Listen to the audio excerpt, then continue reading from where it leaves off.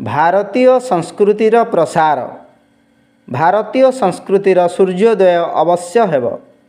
वर्तमान जुग बदली वर्तमान सुधा पुंजी किछि लोकंक पाखरे थिला एबे ताहा गरीबंक पाखकु आसीजिवो। पूर्वरु आम देशर बड़ सम्मान रहिछि। आमे धार्मिक दृष्टिरु बड़ होई रहिछि। आम देश को स्वर्ग तथा एठाकार निवासी मानंकु देवता कहा जाउथेला।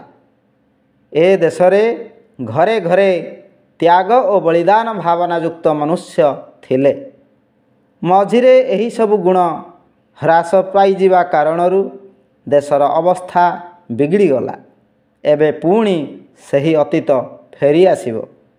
एठारे ज्ञान शक्ति और विद्यार सूर्योदय हेबाकु जाउछि। आजिकाली चारिआडे अधिकारर दाबी करा जाउछि एवं सेथिपाई संघर्ष चलीछि।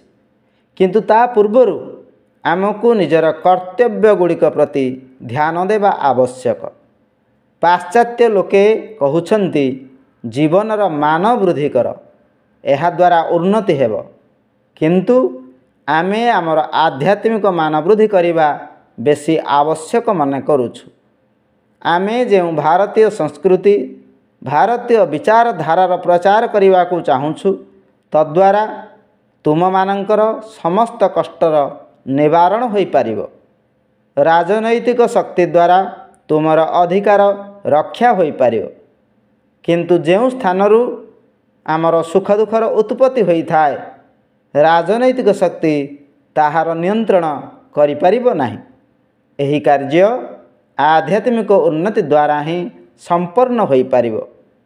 मनुष्य को मनुष्य करी गढ़िबार वास्तविक शक्ति रही भारतीय संस्कृति रे। एही संस्कृति आमको शिक्षा देउछि मनुष्य मनुष्य को प्रेम करिबा पई जन्म नेछि, लड़ी मरिबा पई नुहे। अखंड ज्योति मई 1956। विचार क्रांति दूत यूट्यूब ओडिया चैनल को सब्सक्राइब करिया सह परवर्ती वीडियो प्राप्त करिया पई बेल आइकन दबांतु एवं विचार क्रांति दूत ओडिया फेसबुक पेज सह जोड़ी हुंतु। धन्यवाद।